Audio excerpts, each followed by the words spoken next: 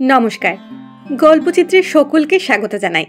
আজকের গল্প তারাশঙ্কর বন্দ্যোপাধ্যায়ের কাহিনী অবলম্বনে নির্মিত সত্যজিৎ রায় পরিচালিত সিনেমা জলসাঘর। ক্ষয়িষ্ণু জমিদার বাড়ির শেষ জমিদার বিশ্বম্ভর রায়। বর্তমানে তার বিশাল বাড়িতে তিনি ছাড়া রয়েছেন তার একমাত্র পরিচারক অনন্ত, নায়েব তারাপ্রসন্ন ওরফে প্রসন্ন, একটি ঘোড়া তুফান তাকে দেখভালের জন্য রহমত, এবং একটি হাতি মতি ও তার মাহুত আহমেদ। বিশ্বম্ভর রায় ছাদে আরাম কেদারায় বসে কি যেন ভাবছেন। এই দৃশ্যে সিনেমার শুরু। দূর থেকে সানাইয়ের আওয়াজ ভেসে আসছে। অনন্তকে ডেকে জিজ্ঞাসা করেন, সানাই বাজছে কোথায়? গাঙ্গুলি বাড়িতে হুজুর। বিশ্বম্ভরবাবু নায়েবকে পাঠিয়ে দিতে বলেন। নায়েব এলে জানতে পারেন গাঙ্গুলি মশাইয়ের ছেলের উপনয়ন উপলক্ষে অনুষ্ঠান। বলেন, বন্দে আলীর সানাই না? জানতে চান তাকে নিমন্ত্রণ করা হয়েছে কিনা। নায়েব জানান করেছে। নিজে এসেছিল? নায়েব জানান চিঠি পাঠিয়েছিল। জিজ্ঞাসা করেন, আপনি কি যাবেন? আমি যাই কোথাও, গম্ভীরভাবে উত্তর দেন বিশ্বম্ভর। নায়েব চলে গেলে আরাম কেদারায় বসে তিনি নিজের ছেলের উপনয়নে স্মৃতিচারণ করতে থাকেন। সিন 4 বছর আগের দৃশ্যে পৌঁছয়। ঘোড়সওয়ারি সেরে বাড়ি ঢুকছেন বিশ্বম্ভর। নায়েব জানান তারা ব্যাংকে যে লোনের জন্য আবেদন করেছিলেন সেটা নাকচ হয়েছে, আর লোন দেওয়া সম্ভব নয় জানিয়েছে ব্যাংক। ছেলের উপনয়ন উপলক্ষে খরচের জন্য এই লোনের আবেদন করা হয়েছিল। নায়েব বলেন, জনার্দন গাঙ্গুলির ছেলে মহিম গাঙ্গুলি দেখা করতে এসেছে। চরটা ইজারা নিতে চায়। বালির ব্যবসা করবে। সুদের কারবার করে বেশ টাকা করেছে সে। সদরে ব্যবসা আছে, গায়ে বাড়ি তুলছে। বলেন তাকে ইজারা দিলে অনুষ্ঠানের খরচের টাকার ব্যবস্থা হয়ে যাবে। বিশ্বম্ভর তাকে পাঠিয়ে দিতে বলেন। তারপর জলসাঘরে গিয়ে বড় আয়নায় নিজের রাজকীয় প্রতিবিম্ব চেয়ে দেখেন। মহিম গাঙ্গুলি কথা বলতে আসেন। সেও তার বাবার মতো সুদের ব্যবসা করে। রায়বাড়ির এলাকায় মহাজনী করার কিছু নিয়ম আছে বলে দেন জমিদারবাবু। মাসে শতকরা 1 টাকার বেশি সুদ নেওয়া যাবে না। বাকি খাজনায় সুদ নেই। খাজনায় তামাদি নেই, নালিশ নেই। মহিম জানান তিনি জানেন। 20 বছর পশ্চিমে থেকে ফিরেছেন মহিম। গান বাজনায় তারও শখ আছে বিশ্বম্ভরবাবুর মতো। তাকে যেতে বলে বিশ্বম্ভর নায়েবকে ডেকে বলেন, সুদখোরের টাকায় আমার একমাত্র ছেলের উপনয়ন হতে পারে না তারাপ্রসন্ন। নায়েব কিন্তু কিন্তু করলে বিশ্বম্ভর বলেন, সিন্ধুকে আগের আমলের রায়গিন্নিদের গহনা আছে। ধুমধামের সঙ্গে ছেলের পৈতের অনুষ্ঠান সম্পন্ন হয়। বাজি ফাটিয়ে জলসাঘরে জলসা বসে। গান বাজনায় বিশ্বম্ভরের ইন্টারেস্ট একটু বেশি। একজন ওস্তাদজিও সর্বক্ষণের জন্য বহাল রয়েছেন। রাতে নেশাগ্রস্ত অবস্থায় যখন ঘরে ফেরেন বিশ্বম্ভর, তার স্ত্রী চোখের জল ফেলছিলেন। কি হয়েছে জানতে চাইলে তিনি গয়নার কথা উল্লেখ করেন। বিশ্বম্ভর জানান সে তো বাধা দিয়েছেন, ছাড়াতে কতক্ষণ। কি করে বলছো তুমি? এবারে কত খরচ হয়েছে তার হিসেব আছে? বিশ্বম্ভর জানান খোকা তার একমাত্র বংশধর, শিবরাত্রির সলতে। তার উপনয়নে সে খরচ করবে না, না হলে যে মান থাকে না। তাই বলে গয়না বাধা দিয়ে বাইজি? এ বাইজি সে বাইজি নয় গিন্নি, এর রূপ এর গানি। তুমি যদি শুনতে তো বুঝতে, আমার শুনে কাজ নেই। স্ত্রী অনুরোধ করেন জলসাঘরটা বন্ধ করে দিতে। কেন, গান শুনবো না? ওই তোমার এক সর্বনেশী নেশা। খোকাও তোমার সব গুণগুলো পেয়েছে। পড়াশোনার নাম নেই, গান গান করে পাগল। আবার কদিন থেকে আবদার ধরেছে ঘোড়ায় চড়বে। বিশ্বম্ভর জানান এই সবই তো রায় বংশের জমিদারের লক্ষণ। জমিদারের আর আছে কি, বলেন গিন্নি। জানা যায় সামনে যে নদী আছে, বেশিরভাগ জমি এখন সেই নদীর জলের তলায় চলে গিয়েছে। বন্যায় তার স্ত্রীর সাধের বাগানটাও নষ্ট হয়ে গেছে। বিশ্বম্ভর জানান বন্যার সময় তিনি জমিদার বাড়ির দরজা খুলে দিয়েছিলেন। 1000 লোক তাতে আশ্রয় পেয়েছিল। তো তার পুণ্যের বোঝাও কিছু কম নয়। এত তাড়াতাড়ি তার জমিদারি যাবে না। ঘুরে ফিরে আবার গান বাজনার কথাতেই ফিরে আসেন বিশ্বম্ভর। তারপর ঘুমিয়ে পড়েন। এরপর ছোট কুমারকে হাতি ঘোড়ার পিঠে চড়ে ঘুরে বেড়াতে দেখা যায়। একজন চিত্রকর বিশ্বম্ভর বাবুর পোর্ট্রেট আঁকছেন। বংশের সকল জমিদারেরই বড় বড় পোর্ট্রেট জলসাঘরের দেওয়ালে টাঙানো রয়েছে। খোকা গাইছে আর তার সাথে তার বাবা বাজাচ্ছেন। এমন সময় জমিদার গিন্নি ঘরে ঢোকেন। বলেন, খুব হয়েছে, ছেলেকে ঘুমোতে পাঠান। তারপর বলেন, তার মা চিঠি লিখে জানিয়েছেন তার বাবা খুব অসুস্থ, তো তাদের যেতে হবে। বিশ্বম্ভরবাবু তার আর খোকার যাওয়ার কথায় সাই দেন, কিন্তু নিজে যাবেন না বলেন। জমিদারি সামলাবেন বলে তিনি যেতে পারবেন না। খিলখিল করে হেসে ওঠেন গিন্নি। রসভঙ্গ করো না বলে গম্ভীর মুখে আবার বাজাতে শুরু করেন বিশ্বম্ভর। ঢং দেখে আর বাঁচি না বলে ঘর ছাড়েন গিন্নি। পরের দৃশ্যে মা তার ছেলের সাথে বাপের বাড়ির উদ্দেশ্যে রওনা দেন। স্বামীকে বলে যান, দুষ্টুমি করো না। হেসে ফেলেন বিশ্বম্ভর। বাড়িতে জলের পাম্প বসিয়েছেন মহিম গাঙ্গুলি। তার আওয়াজ শোনা যাচ্ছে। জমিদারবাবু অনন্তকে ডেকে কিসের আওয়াজ জিজ্ঞেস করলে অনন্ত জানান, গাঙ্গুলি বাড়িতে ইলেকট্রিকের কল বসানো হয়েছে, তার আওয়াজ। আবার শহরের সাহেবের দোকান থেকে আসবাবপত্রও আসছে। শুনে গম্ভীর মুখে উঠে যান জমিদার। ছাদে উঠে গাঙ্গুলিদের নতুন বাড়ির চমক ধমকের পাশে নিজের বাড়ির অবস্থা চেয়ে দেখেন। অনন্তের কাছ থেকে খোঁজ নেন কেমন সে বাড়ি। এই জমিদার বাড়ির সামনে যে সে কিছুই নয় জানান অনন্ত। ঢেড়া পেটানো হচ্ছে শোনা যায়। আসছে সোমবার পয়লা বৈশাখ কাঙালি ভোজন হবে গাঙ্গুলি বাড়িতে। ঘর থেকে শুনতে পান বিশ্বম্ভর। মহিম গাঙ্গুলি পয়লা বৈশাখ তার বাড়িতে গৃহপ্রবেশ উপলক্ষে নিমন্ত্রণ করতে আসেন জমিদার বাবুকে। শুনে বিশ্বম্ভর জানান, পয়লা বৈশাখ তো তার হবে না, কারণ তার নিজের বাড়িতেই ওই দিন নাকি উৎসব আছে। প্রস্তুতিও প্রায় হয়ে এসেছে বলে নায়েবের দিকে তাকান। নায়েবের মুখ শুকোয়। মহিম চলে গেলে বিশ্বম্ভর নায়েবকে উৎসবের আয়োজন করতে বলেন, যা গহনা বাকি আছে তাই বন্ধক রেখে। নায়েব ইতস্তত করে বলেন, এই শেষ সিন্দুক। রেগে যান বিশ্বম্ভর। এত সহজে শেষ এই কথাটা সে উল্লেখ করল কি করে? কোনো কার্পণ্য না করে অনুষ্ঠানের ব্যবস্থা করতে বলেন। জলসাও হবে, আর তিনি চিঠি লিখে দিচ্ছেন তার স্ত্রী পুত্রকে আনার ব্যবস্থা করতে বলেন, যেন পয়লা বৈশাখ সকালবেলায় তারা বাড়ি এসে পৌঁছন। নায়েব চলে গেলে বিশ্বম্ভর জোরে জোরে হাসতে থাকেন। এরপর পয়লা বৈশাখের দিন নিচে প্রজাদের খাওয়ানো হচ্ছে, আর নিজের ঘরে স্ত্রী পুত্রের জন্য অপেক্ষা করছেন বিশ্বম্ভর। নায়েব এসে জানান এখনো বজরা ফেরেনি। জানলা দিয়ে ঝোড়ো হাওয়া ঘরে এসে ঢোকে, তাতে টেবিলে রাখা একটা বজরার শোপিস পড়ে যায়। এরপর জলসা ঘরের দৃশ্য। একজন ওস্তাদজি গান করছেন।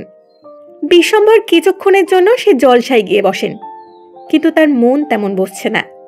বাইরের হাওয়ার দাপটে ঝাড়বাতির আলো কাঁপতে শুরু করে। বিশ্বম্ভর উঠে বাইরে যান। নায়েব মশাইকে দেখে জিজ্ঞাসা করেন, বজরা ফিরেছে? একটু ইতস্তত করে নায়েব জানান, বজরা ঘূর্ণিতে পড়েছিল, কালই ফিরেছে। বিশ্বম্ভর বলে ওঠেন, আর কেউ? আর কেউ?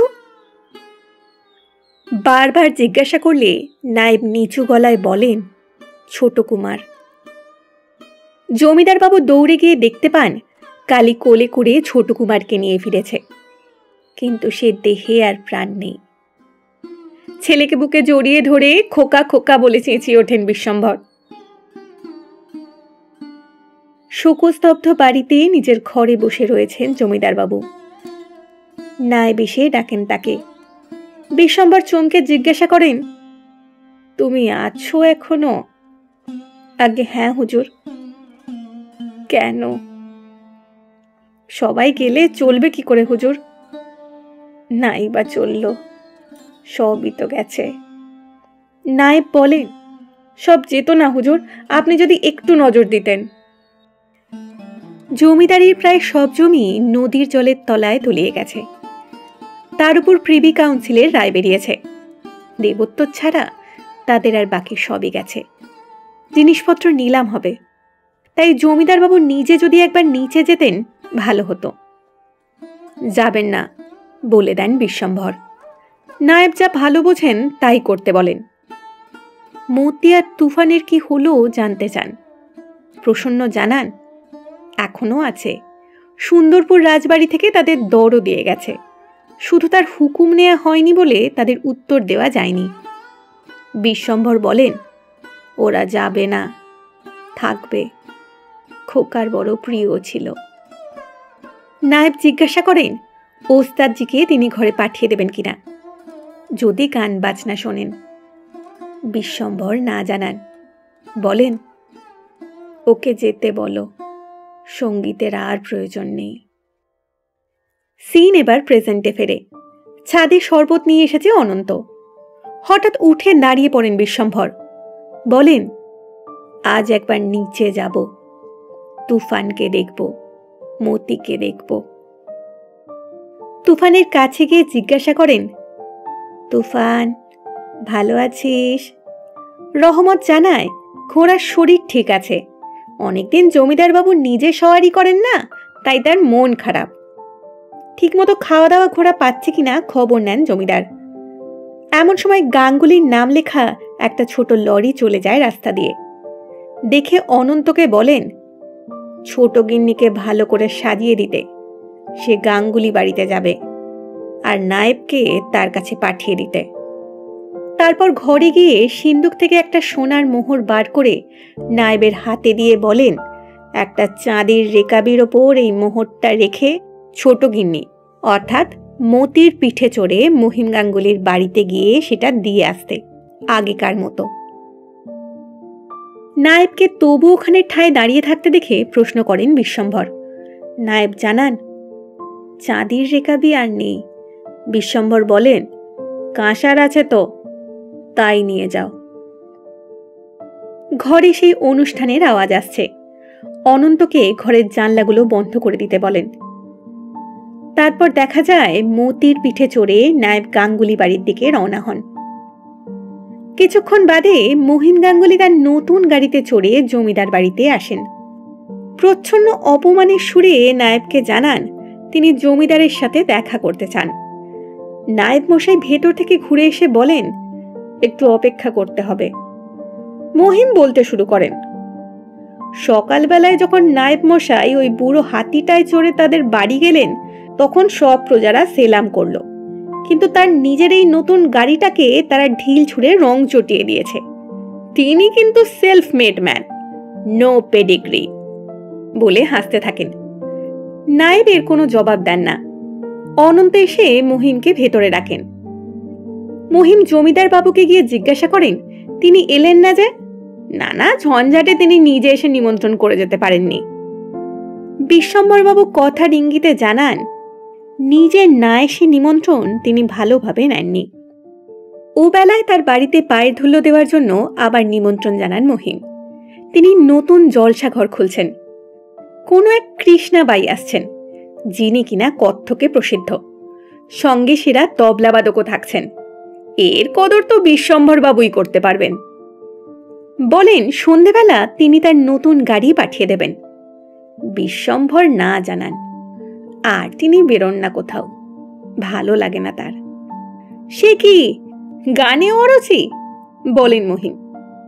সন্ধেবেলা গানের আওয়াজ ভেসে আসে। বিশ্বম্ভর অনন্তকে ডেকে বলেন জলসাঘরটা একবার খুলে দিতে। শুনে অনন্ত বেশ খুশি হয়। 4 বছর পর খোলা হয় জলসাঘর। ঘরে ধুলো, ঝাড়বাতিতে ঝুল। কত স্মৃতি আছে এই জলসাঘরে। আয়নার সামনে এসে থমকে দাঁড়ান বিশ্বম্ভর। নিজের প্রতিবিম্ব দেখে নিজেই ভয় পেয়ে যান। পেছনের নায়েব মশাই এসে দাঁড়ালে জিজ্ঞাসা করেন মহিমের বাড়ি কৃষ্ণাবাই কত নিচ্ছে? আগে 200 হুজুর। তহবিলে কত আছে জানতে চান জমিদার। দেবোত্তরের তহবিলে 300-র বেশি নেই হুজুর। বিশ্বম্বর বলেন, কাল এখানে জলসা হবে, কৃষ্ণাবাইকে চাই। নায়েব চমকে ওঠেন, কিন্তু সে তো সম্ভব নয় হুজুর। কি বললে? কি বললে? মাফ করবেন হুজুর, মাফ করবেন। অনন্ত কিন্তু মহা খুশি, তার মুখে হাসি লেগেই আছে। সে পুরোদমে জলসাঘর পরিষ্কারের কাজ শুরু করে। বিশ্বম্ভরকেও বেশ খুশি দেখা যায়। নিজের ঘরে পায়চারি করছেন। নায়েব এসে জানান শহরের লোক পাঠাতে হবে। অনুষ্ঠানের ব্যবস্থার জন্য কিছু জিনিস যেমন মোমবাতি, আতর, মদ ইত্যাদি প্রয়োজন। রহমতকে শহরে পাঠিয়ে দিতে বলেন বিশ্বম্ভর। আবার ঝাড়বাতি জ্বলে, বোতল বোতল মদ আসে জলসাঘরে। অনন্ত আবার আগের মতো বেশভূষা করে তৈরি হয় অতিথিদের আপ্যায়ন করতে। মহিম গাঙ্গুলি এসে ব্যবস্থা দেখে বেশ অবাক হন। তিনি ভাবেননি এখনো এই ব্যবস্থা করা বিশ্বম্ভর রায়ের পক্ষে সম্ভব হতে পারে।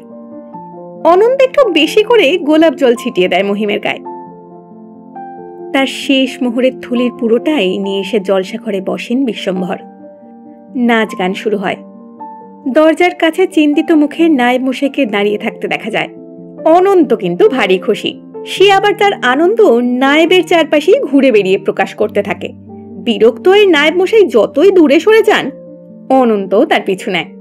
নাচ শেষের পর মহিম ইনাম দিতে গেলে জমিদার বাবু আটকান। প্রথম ইনাম দেওয়ার অধিকার গৃহস্বামীর বলে নিজের মোহরের থলিটা কৃষ্ণাবাইকে দেন। ব্যাপারটা মহিম গাঙ্গুলির বেশ সম্মানে লাগে। রাত্রে সবাই চলে গেলে দেখা যায় বিশ্বম্ভর মদ খেতে খেতে বলে চলেছেন, মহিম গাঙ্গুলি পারেনি তাকে টেক্কা দিতে। সুদখড়ি করে টাকা উপার্জন করে খুব স্পর্ধা বেড়ে গিয়েছিল তার, কিন্তু সে পারেনি। কারণ বিশ্বম্ভর রায়ের কাছে যা আছে সেটা তার কাছে নেই, আর সেটা হলো তার রক্ত, তার বংশ পরিচয়। এসব বলতে বলতে তার পূর্বপুরুষদের পোর্ট্রেট দেখাতে থাকেন অনন্তকে। শেষে তার নিজের পোর্ট্রেটের সামনে এসে দাঁড়ান। ছবির ঔজ্জ্বল্য মাটি করে পোর্ট্রেটের ওপর একটা মাকড়সা বসে আছে। লাঠি ঠুকে সেটা সরান তিনি। তারপর আবার হাসতে থাকেন। আস্তে আস্তে জলসাঘরের বাতিগুলো নিভে যেতে থাকে। মুখ শুকিয়ে যায় বিশ্বম্ভরের। ভয় পেয়ে অনন্তকে ডাকেন। অনন্ত ছুটে এসে জিজ্ঞাসা করেন, কি হয়েছে হুজুর? নিভে গেল, সব নিভে গেল, সব বাতি নিভে গেল। অনন্ত বোঝায় তাকে, বাতি তো নিভবেই হুজুর। বাতি শেষ হয়ে গেছে হুজুর, এদিকে ভোর হয়ে এসেছে বলে জলসাঘরের জানলার পর্দাগুলো সে সরিয়ে দেয়। ঘর আবার আলোয় ভরে ওঠে। এমন সময় তুফানের সিহি ডাক শোনা যায়। বিশ্বম্ভর বলে ওঠেন, তুফান ডাকছে, তুফান ডাকছে। তার সওয়ারের পোশাক আর চাবুক চান অনন্তের কাছে। অনন্ত ভয় পেয়ে বলেন, আপনি পারবেন না হুজুর, আপনি পারবেন না। বিশ্বম্ভর কোনো কথা না শুনে ঘোড়ার পিঠে চেপে বেরিয়ে যান। নায়েব মশাই তা দেখতে পেয়ে ছুটে বাইরে আসেন। অনন্তকে বলেন, তুমি ওকে যেতে দিলে? অনন্ত জানায় সে বারণ করেছিল। ঘোড়ার পিঠে সওয়ারি করার সময় নদীর ধারে রাখা একটা ডিঙির সামনে এসে ঘোড়া হঠাৎ থমকে দাঁড়িয়ে পড়লে ছিটকে পড়ে যান বিশ্বম্ভর। অনন্ত আর প্রসন্ন ছুটে আসেন। যে রক্তের বড়াই বিশ্বম্ভর এতক্ষণ করছিলেন, সেই রক্তই তার মুখ থেকে বেরিয়ে আসতে দেখা যায়। আর এখানেই তার জীবন শেষ হয়। আর সিনেমাও।